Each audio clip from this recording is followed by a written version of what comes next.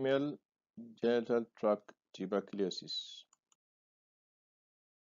This case was that of a 23-year-old primipara whose last childbirth was 9 months prior to presentation. She was yet to resume menses. She presented with a 9-month history of cough, loss of appetite, fever, and weight loss.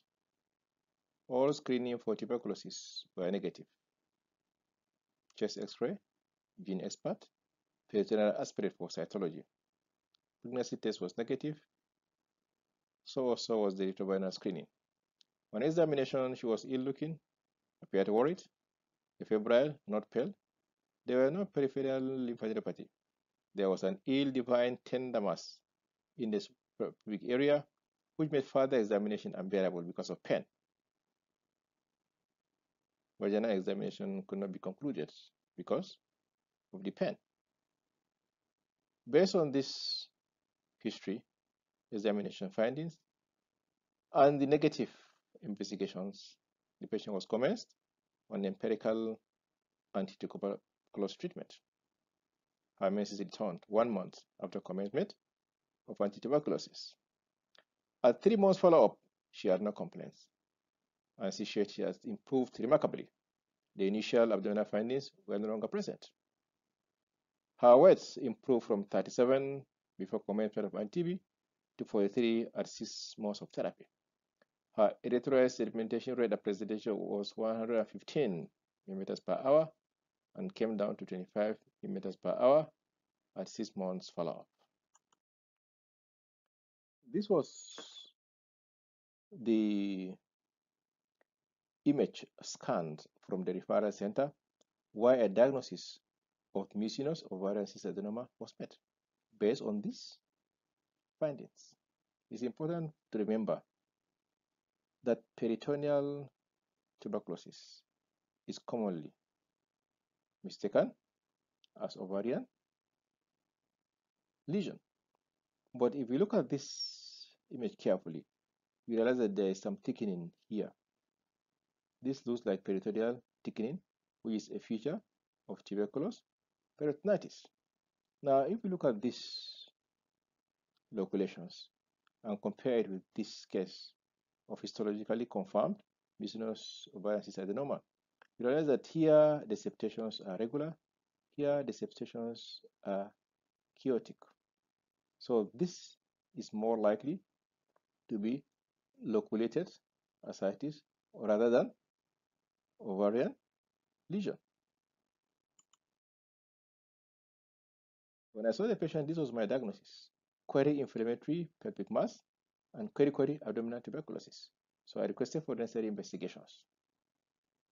When I saw the ESR of 115, this further strengthened my diagnosis of tuberculosis. Mantle, as you can see, is negative. And 3 months after commencement of therapy, you can see the ESR. No, at the 5th month, look at what the ESR came down to, and 6th month, the ESR came down to 25. Now, in trying to find out the cause of the abdominal mass and all the constitutional features, I did a pharyngeal aspiration cytology. Was it helpful? No. As you can see here, these were the images before commencement of the empirical antituberculosis treatment, transabdominal and transvaginal. Bladder, uterus, the adhesions here, omentum,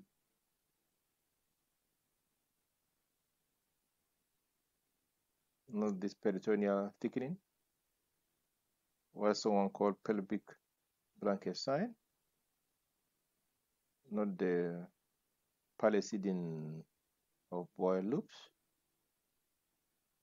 here not the pelvic blanket sign, not the thickened omentum here, and not these fluid loculations.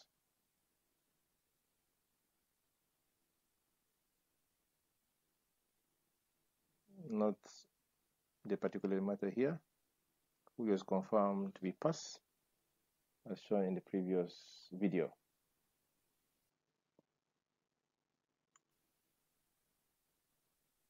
The pelvic blanket sign, the normal ovary. Here demonstrating the sliding sign. Look at the location of fluid also in the pouch of Douglas.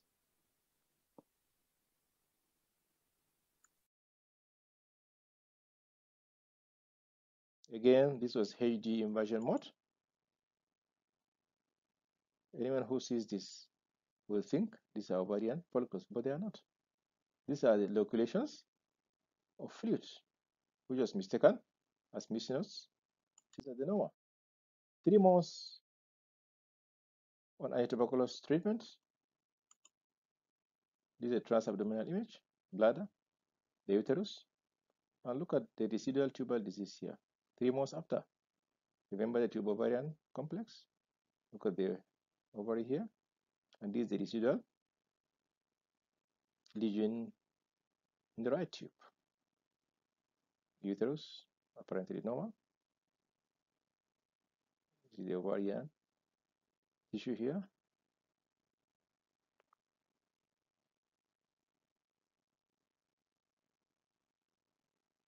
And the residual tubal disease. Transvaginal image, same case, 3 months after antituberculosis treatment. Not the axial position of the uterus,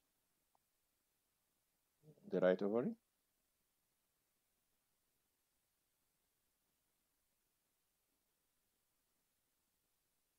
Iliac vessels. Ovary apparently adheres to the uterus.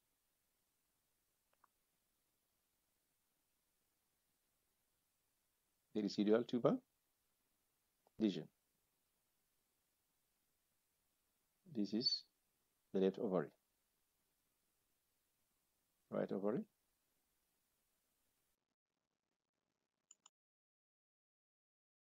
Here, not the tubo-ovarian complex with negative sliding sign.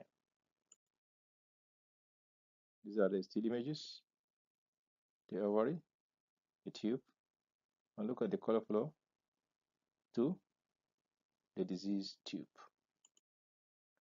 5 months on antituberculosis treatment. This is a transabdominal video, while this is a transvaginal video. Bladder, vagina, cervix, uterus, corpus hemorrhagicum, normal ovarian tissue, not the interstitial part of the fallopian tube here, clearly seen, probably because of mild fluid collection, because this is the site of the diseased tube.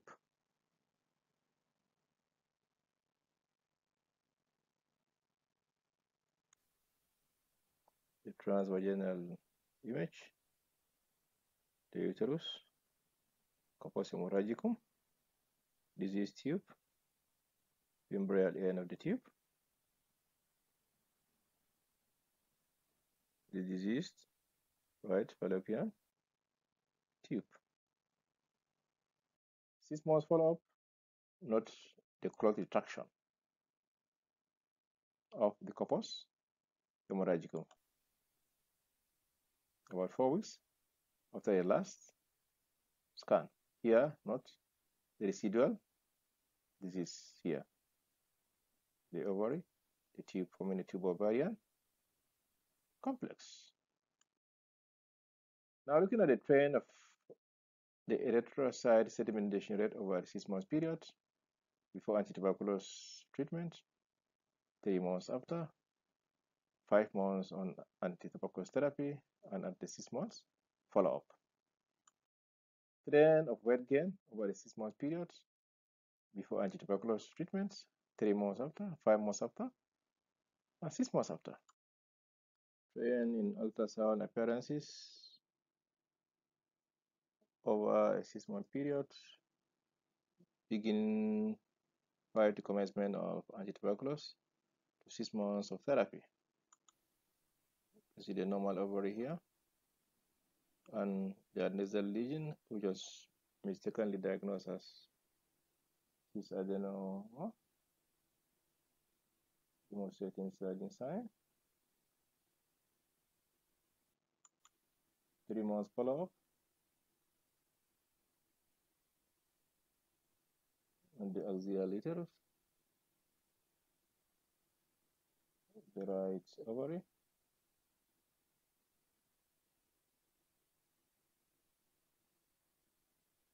the iliac vessel, ovary apparently adhered to the uterus.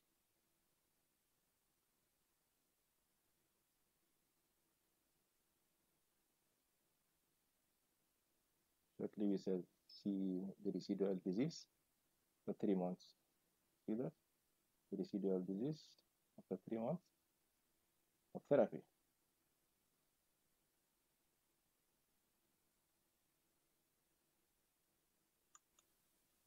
At 5 months, the uterus, corpus hemorrhagicum, disease fallopian tube with the fembrile and clearly seen here. And at 6 months, not the retractile clot, the residual disease, and not the corpus hemorrhagicum at 5 months, and the retractile clot about 4 weeks after. So, our take-home message is that we need a high index of suspicion to make a diagnosis of female genital tract tuberculosis, especially tuberculosis peritonitis. Here, the patient presented with features suggestive of tuberculosis, but all the investigations were negative. But the patient was commenced on anti-tuberculosis treatment, and she improved remarkably. If we look at the features that were obvious in this patient had abdominal mass, which is a feature of genital tract tuberculosis. She presented with abdominal pain. She had an adnexal mass, and the ovary was seen separate from the adnexal mass on ultrasound scan. She had pseudocysts, or what is called located ascites. We observe palisading of the bowel loops. There was thickening of the peritoneum. There was also a mental thickening. So all these features put together supports the diagnosis of female genital tract tuberculosis, especially tuberculosis peritonitis, and that was why the patient was commenced on empirical treatment, despite the fact that the results of the other investigations were negative. Let's always remember that tuberculosis is a great mimic. It can mimic any other condition. And if the patient was not followed up meticulously, also this time, we wouldn't be telling this story. So it's important to follow up patients to be able to document all these findings appropriately. Thank you very much for listening.